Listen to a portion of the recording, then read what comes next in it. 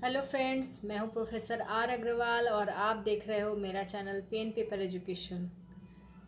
तो फ्रेंड्स, आज मैं आप लोगों को डीएलएड के सेकंड सेमेस्टर का पेपर 4 के बारे में बता रही हूँ। यह है फर्स्ट यूनिट। फर्स्ट यूनिट क्या है? एजुकेशन टेक्नोलॉजी एंड इवोल्यूशन, यानी कि शैक्षिक तकनीकी एवं मूल्यांकन। तो आज हम लोग पहले जानेंगे कि शैक्षिक तकनीकी क्या है और मूल्यांकन के बारे में हम लोग फिर किसी एपिसोड में देखेंगे। तो शैक्षिक तकनीकी क्या है? शिक्षा एवं तकनीकी दो शब्दों से मिलकर बना हुआ है। शिक्षा से तात्पर्य होता है बालक के व्यवहार में वांछित परिवर्तन लाना, यानी कि जितना रिक्वायरमेंट है उसके व्यवहार में चेंजेस लाने के लिए उतना परिवर्तन शिक्षा के द्वारा लाना। शिक्षा बालक के मानसिक एवं शारीरिक विकास करती है। तो जैसे कि हम जानते हैं, शिक्षा शब्द शिक्ष धातु से बना हुआ है और यह शिक्ष धातु कहाँ से आया है? संस्कृत भाषा से, जिसका अर्थ होता है सीखना एवं सिखाना। अब देख लेंगे कि तकनीकी शब्द से क्या तात्पर्य है। तकनीकी शब्द से तात्पर्य है दैनिक जीवन में हमारे द्वारा किए गए ज्ञान का वैज्ञानिक प्रयोग, यानी कि जो भी हम कार्य करते हैं दैनिक जीवन में, अपने डेली रूटीन में जो भी कार्य करते हैं, चाहे वह पढ़ाई करें या फिर भोजन पकाएं या फिर और भी किसी तरह का कोई कार्य करते हैं, तो उसमें अगर हम टेक्निकल तरीके से कार्य करें, टेक्निकल तरीके से भोजन ही क्यों ना पकाया जाए, तो वह क्या होता है? तकनीकी कहलाता है। लेकिन अधिकांशतः लोग क्या होता है, तकनीकी शब्द का अर्थ मशीन से जोड़ते हैं, लेकिन ऐसा जरूरी नहीं होता है। तात्पर्य यह हुआ कि किसी भी प्रयोगात्मक कार्य हो या सिद्धांत हो तो उसे तकनीकी कहा जा सकता है। तकनीकी यानी कि टेक्नोलॉजी। तो हम कह सकते हैं कि शिक्षा के क्षेत्र में वैज्ञानिक ज्ञान, सिद्धांतों एवं तकनीकियों का प्रयोग करना ही शैक्षिक तकनीकी कहलाता है। तो अब इसको हम परिभाषा के द्वारा भी बता सकते हैं कि शिक्षा तकनीकी या शैक्षिक तकनीकी होता क्या है। शैक्षिक तकनीकी की परिभाषा विभिन्न शिक्षा शास्त्रियों ने अलग अलग दी है, जो निम्न प्रकार से है। इसमें से अगर हम देखें तो पहला हम देंगे GOM लीथ के द्वारा। उनके अकॉर्डिंग शैक्षिक तकनीकी सीखने व सिखाने की दशाओं में वैज्ञानिक ज्ञान का प्रयोग है, जिसके द्वारा शिक्षण एवं प्रशिक्षण की प्रक्रिया की प्रभावपूर्णता एवं दक्षता का विकास कर उसमें सुधार लाया जा सकता है। कहने का तात्पर्य यह है कि शैक्षिक तकनीकी, जैसा कि जानते हैं, सीखने एवं सिखाने की दिशा में कोई वैज्ञानिक ज्ञान का प्रयोग किया जाए। ठीक है, मान लिया हम कोई चीज़ सीखना चाह रहे हैं, उसमें टेक्नोलॉजी यूज करते हैं, साइंटिफिक तरीके से यूज करते हैं, उससे क्या होगा? जो शिक्षण किया जा रहा है या जो ट्रेनिंग ली जा रही है, उसकी प्रक्रिया जो है वह अधिक यूजफुल होगा, अधिक सेटिस्फैक्ट्री होगा और बहुत ही ज़्यादा उसका इफ़ेक्ट आएगा। ठीक है, इसको हम इंग्लिश में भी देख लेते हैं। कुछ लोग हैं जो हिंदी में लिखते हैं, कुछ जो इंग्लिश में अपना आंसर देना चाहते हैं। तो दोनों ही तरीक़ों से अगर पढ़ाई कर ली जाए तो बेटर होगा।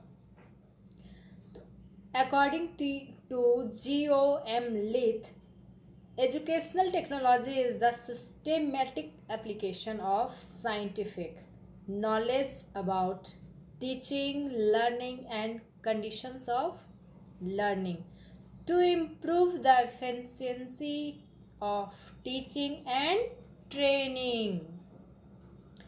नेक्स्ट हम देखेंगे दूसरी परिभाषा शिव के मित्रा के अनुसार।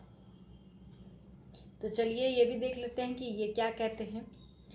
शैक्षिक तकनीकी को उन पद्धतियों तथा प्रविधियों का विज्ञान माना जा सकता है, जिसके द्वारा शैक्षिक उद्देश्यों को प्राप्त किया जा सके। कहने का तात्पर्य यह है कि जब हम कोई उद्देश्य लेकर पढ़ाई करते हैं, जैसे किसी को डॉक्टर बनना हो, इंजीनियर बनना हो, तो उसमें ऐसे वैज्ञानिक पद्धतियों या प्रविधियों का प्रयोग किया जाएगा जिससे उसका जो शिक्षा का उद्देश्य है वो मिल सके। तो चलिए देखते हैं, according to CUK Mitra, education technology can be concern as a science of techniques and methods by which educational goals could be realized। तो ये तो हो गया दो परिभाषा। अब हम इसकी नीड या आवश्यकता भी देखेंगे। तो कौन कौन से नीड्स हैं, क्या ज़रूरत पड़ी, क्यों आवश्यकता पड़ी शैक्षिक तकनीकी की हमारी शिक्षा में। तो पहले हम देखेंगे पहला पॉइंट, शिक्षण प्रक्रिया को सरल बनाने के लिए, यानी कि जब हम किसी भी एजुकेशन में विज्ञान को समाहित करते हैं, टेक्नोलॉजी को एंट्री कराते हैं, तो वह क्या होता है, सरल हो जाता है। जैसे कि आपने देखा होगा कोविड के टाइम पे बहुत लोगों के पास, मतलब बहुत क्या, पूरे वर्ल्ड में स्कूल बंद थे, कॉलेजेस बंद थे। ऐसे में शिक्षा में क्या था, बाधा थी, कोई पढ़ाई नहीं कर सकता, कोई घर से बाहर जा नहीं सकता। लेकिन जब हमारे पास साइंटिफिक चीज़ है, डिवाइस है, मोबाइल, लैपटॉप, कंप्यूटर और साथ में इंटरनेट की सुविधा, तो हम सब ने क्या किया, हमने ऐप बनाया, ऐप के थ्रू हमने पढ़ाई करी। तो यह क्या हो गया, शिक्षण को सरल बनाया। दूसरा पॉइंट हम दे सकते हैं, शिक्षण को रुचिकर बनाना, इंटरेस्टिंग बनाना। इंटरेस्टिंग कोई भी चीज़ करने के लिए अगर हम उसमें वैज्ञानिक तरीके से टेक्नोलॉजी के सहारे अगर कोई चीज़ पढ़ाई करते हैं, जैसे कंप्यूटर में हम किसी चीज़ के बारे में पढ़ रहे हैं, ठीक है, और अगर हमें लगता है कि हम और बेटर तरीके से, इंटरेस्टिंग तरीके से पढ़ सकते हैं, तो क्या करेंगे, गूगल में सर्च करके या किसी और विकिपीडिया वगैरह में सर्च करके हम उसका इमेज सामने ला सकते हैं, देख सकते हैं कि वह कैसा है। इससे क्या होगा, बच्चों में इंटरेस्ट जागेगा। तो यह कहाँ से संभव हुआ, यह टेक्नोलॉजी से संभव हुआ। नेक्स्ट पॉइंट है, शिक्षण को प्रभावी बनाने हेतु, प्रभावी बनाए या इफेक्टफुल बनाए। तो इफेक्टफुल के लिए क्या होगा, हम टेक्नोलॉजी यूज कर रहे हैं, टेक्नोलॉजी करने के बाद ज़्यादा अच्छे तरीके से बच्चे क्या है उस चीज़ के बारे में जानेंगे, उसको अच्छे से समझेंगे, देखेंगे, तो वह ज़्यादा समझ में आएगा, ज़्यादा दिनों तक बच्चों के माइंड में सेटअप होगा और उनके दिमाग में जितनी भी क्वेरीज आएंगी वो सब उनको टेक्नोलॉजी के सहारे सारे उनकी समस्याओं को सॉल्व कर दिया जाए, तो वह शिक्षण को प्रभावी बनाएगा। फिर हम देखते हैं नेक्स्ट पॉइंट, शिक्षण को स्थायी बनाने हेतु, परमानेंट करने के लिए, परमानेंट करने के लिए क्या करना होगा, हम जो भी टेक्नोलॉजी यूज कर रहे हैं, जो भी हम डिवाइस यूज कर रहे हैं, उसके थ्रू हमारे पास जितनी भी जानकारियां हैं, जितने भी मटेरियल हमने कलेक्ट करके रखा, उसको हम परमानेंट सेव कर सकते हैं। जैसे उसको यूट्यूब में डाल दिया जाए या फिर वेबसाइट बनाकर डाल दिया जाए या फिर गूगल में डाल दिया जाए, तो वह क्या होगा, जो चीज़ आपने आज सीखा वो परमानेंट हो गया। अब आप कभी भी उस चीज़ को उस डिवाइस से खोल कर उस पार्टिकुलर चीज़ को आप किसी को दिखा सकते हो, समझा सकते हो या खुद भी रिकॉल कर सकते हो। तो यह क्या हो जाएगा, शिक्षण को स्थायी बनाएगा। फिर हम देखेंगे नेक्स्ट पॉइंट, ज्ञान का संचय एवं प्रसार करने के लिए, जैसा कि मैंने पहले ही बताया किसी भी चीज़ को स्टोर करने के लिए टेक्नोलॉजी की सहायता चाहिए। गूगल में सर्च कर रहे हैं, टेक्नोलॉजी चाहिए। सर्च को कैसे करना है, किस डिवाइस से करना है, टेक्नोलॉजी चाहिए। वो जब हम उसको स्टोर करेंगे वो कहाँ पे स्टोरेज होगा, वो भी टेक्नोलॉजी है। और साथ में उसको डिस्ट्रीब्यूट करना हो, प्रसारित करना हो, किसी और को दिखाना हो, उस सारी चीज़ों में टेक्नोलॉजी का प्रयोग होगा, जो क्या करेगा, शिक्षण को बेहतर बनाएगा। तो इसलिए भी नीट हुआ टेक्नोलॉजी का। अब हम नेक्स्ट पॉइंट देंगे समय एवं ऊर्जा की बचत करने के लिए। मतलब हम जितना टाइम पहले किसी भी चीज़ को पढ़ने के लिए, खोजने के लिए लगता था, जैसे कि डिक्शनरी में ही किसी वर्ड का मीनिंग खोजना हो, तो पहले टाइम लगता था, एनर्जी लगती थी। लेकिन अभी क्या हुआ, आज के टाइम पे हम गूगल में सर्च कर लेते हैं, उसको बोल करके पूछ लेते हैं, लिख करके टाइप करके पूछ लेते हैं। तो हमारा क्या है, टाइम का बचत हो जाता है, हमारी एनर्जी बच जाती है। लेकिन यह कैसे संभव है, यह टेक्नोलॉजी के सहारे संभव है। तो इन सब कारणों के कारण टेक्नोलॉजी की आवश्यकता पड़ी। अब हम देखेंगे कि शिक्षा तकनीकी की प्रकृति कैसी है, नेचर ऑफ एजुकेशनल टेक्नोलॉजी। इसमें भी हम कुछ पॉइंट्स देते हैं, जैसे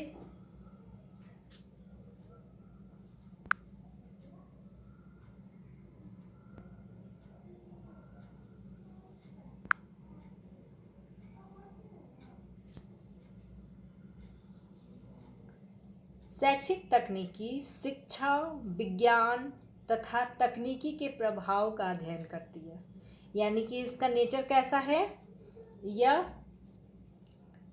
एजुकेशन हो, विज्ञान साइंस हो या टेक्नोलॉजी हो, ये सभी चीज़ों का क्या इफ़ेक्ट पड़ता है उसके बारे में डिटेल अध्ययन करती है। दूसरा है, शैक्षिक तकनीकी में व्यवहारिक पक्ष को महत्व दिया जाता है।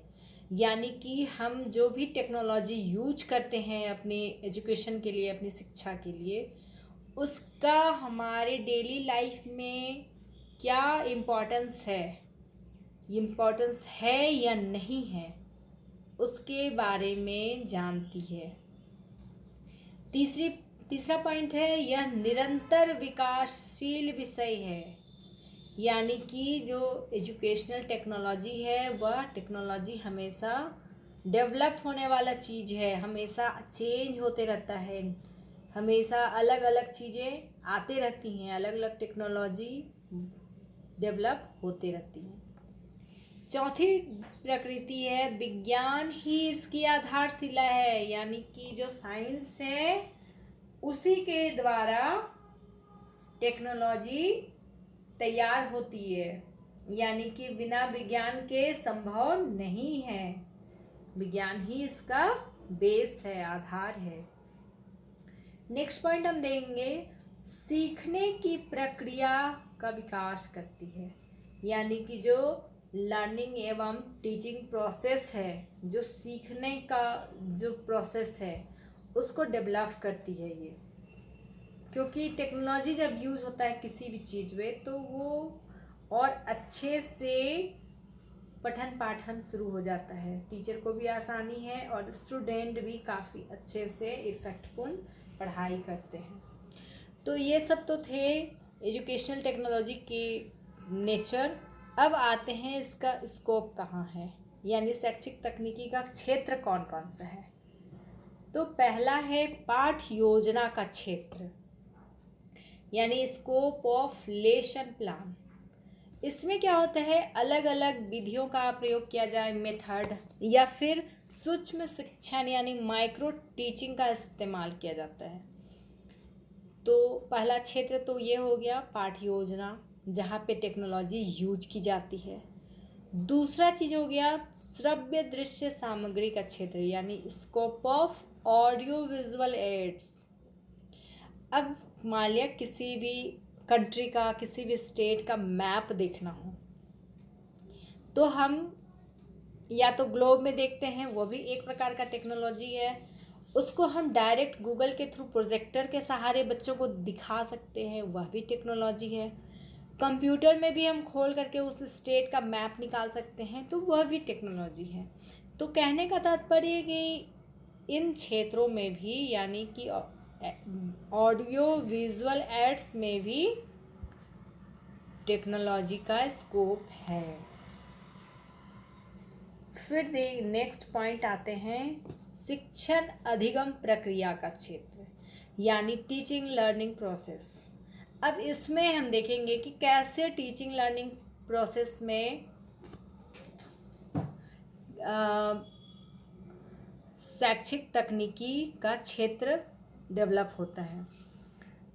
कोई भी टीचिंग प्रोसेस चल रहा हो और बच्चों के लिए लर्निंग प्रोसेस चल रहा हो, अगर उसमें टेक्नोलॉजी को यूज करते हुए, प्रोजेक्टर यूज करते हुए अगर हम टीचिंग करें और बच्चे भी उसी प्रकार से डिवाइस के थ्रू समझें, तो बच्चों को क्या होगा, ज़्यादा इफ़ेक्टिव पढ़ाई होगी, वो ज़्यादा अच्छे से समझ पाएंगे और टीचर को भी आसानी होगी किसी चीज़ के बारे में बताने का। तो यहाँ पर भी टेक्नोलॉजी का यूज हो सकता है, बल्कि होता ही है। नेक्स्ट पॉइंट देंगे शिक्षण व्यूह रचना का क्षेत्र, यानी स्कोप ऑफ टीचिंग स्ट्रेटेजीज। शिक्षण क्षेत्र में जैसे व्यूह रचना तैयार कर सकते हैं हम। व्यूह रचना कैसे तैयार कर सकते हैं? किसी भी तरह से एक मान लिया हम टेक्नोलॉजी यूज कर रहे हैं तो उसमें कंपटीशन रख सकते हैं। किसी तरह से कोई ऐप डाउनलोड कर सकते हैं या कोई अपना ऐप बना सकते हैं। तो यह क्या हो जाएगा, एक तरह का स्ट्रेटेजी तैयार हो जाएगी। और फिर उसके बाद अगर हम टीचिंग करते हैं या लर्निंग करते हैं तो यह ज़्यादा ही इफ़ेक्टफुल टीचिंग होगा। तो यहाँ पर भी टेक्नोलॉजी का यूज होगा। अब नेक्स्ट पॉइंट देते हैं शिक्षण सिद्धांत एवं प्रतिमान का क्षेत्र, यानी scope of teaching models and theories. Teaching models के लिए क्या क्या करना होता है? टीचिंग मॉडल्स अगर हम बना रहे हैं तो उस पर हम, जैसा कि टीचिंग एड्स होता है, मैप वगैरह तैयार कर सकते हैं उस टॉपिक से रिलेटेड, या उस टॉपिक से रिलेटेड कोई किसी तरह का कोई ऑडियो वीडियो रख सकते हैं जिसके सहारे हम टीचिंग कर सकते हैं, जिसको बच्चों को समझा सकते हैं। और ये सारी चीज़ें हम कहाँ से लाएंगे? टेक्नोलॉजी का यूज करेंगे। कोई जैसे कंप्यूटर पे ही दिखा सकते हैं। कहने का मतलब कि जो भी हमारे टीचिंग मॉडल्स हैं, जो भी हमारे थ्योरीज हैं, उन सभी में टेक्नोलॉजी हम यूज करते ही करते हैं। बिना टेक्नोलॉजी के मुझे नहीं लगता कि शिक्षण प्रभावी होगा। अब नेक्स्ट पॉइंट देखते हैं अभिक्रमित अध्ययन का क्षेत्र, यानी स्कोप ऑफ टीचिंग मटेरियल्स। किस टाइप का टीचिंग मटेरियल्स का क्षेत्र होगा? जैसे कोई भी सब्जेक्ट अगर कोई टीचर पढ़ा रहा है तो उस सब्जेक्ट से रिलेटेड क्या करना चाहिए? क्विज करा दो। अब उसमें जैसे 4 ऑप्शन होते हैं, उसमें कोई एक करेक्ट होता है, जिसके लिए क्या होता है? ग्रीन सिग्नल आएगा। अगर गलत हो गया आंसर तो रेड सिग्नल आएगा। तो ये सब क्या है? ये सब टीचिंग मटेरियल्स हैं। इसको कैसे हम टेक्नोलॉजी के सहारे इम्प्लीमेंट करेंगे? रेड बटन, ग्रीन बटन कैसे आएंगे? सिग्नल कैसे देंगे? जब क्विज कॉन्टेस्ट जो करता है तो कोई स्टूडेंट अगर उस आंसर को जानता है तो वह कैसे तुरंत प्रेस करेगा अपने बटन को, अपने सामने बटन को, और उसका सही होगा तो ग्रीन सिग्नल आएगा। तो ये सारी चीज़ें क्या है? टीचिंग मटेरियल्स के अंतर्गत आती हैं। और भी बहुत सारी चीज़ें हैं जिसको हम इस मटेरियल के अंतर्गत ला सकते हैं। तो यह सब संभव कैसे है? ये सब टीचिंग एजुकेशनल टेक्नोलॉजी के द्वारा संभव है। फिर नेक्स्ट पॉइंट देंगे हम नवीन धारणाओं एवं धारणाओं एवं प्रयोग का क्षेत्र। तो इसमें क्या है, स्कोप ऑफ इनोवेशन, नई नई चीज़ें नई नई इन्वेंट होंगे तो वह क्या होगा, टेक्नोलॉजी होगा।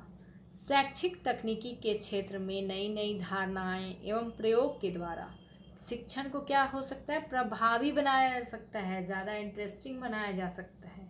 तो इन क्षेत्रों में भी टेक्नोलॉजी यूज होता है। तो अब शैक्षिक तकनीकी की धारणा का प्रयोग उन सभी विधियों यानी मेथड, प्रविधियों, व्यूह रचना तथा यांत्रिक उपकरणों की अभिव्यक्ति के लिए किया जाता है, जिनका प्रयोग क्या होता है, शिक्षण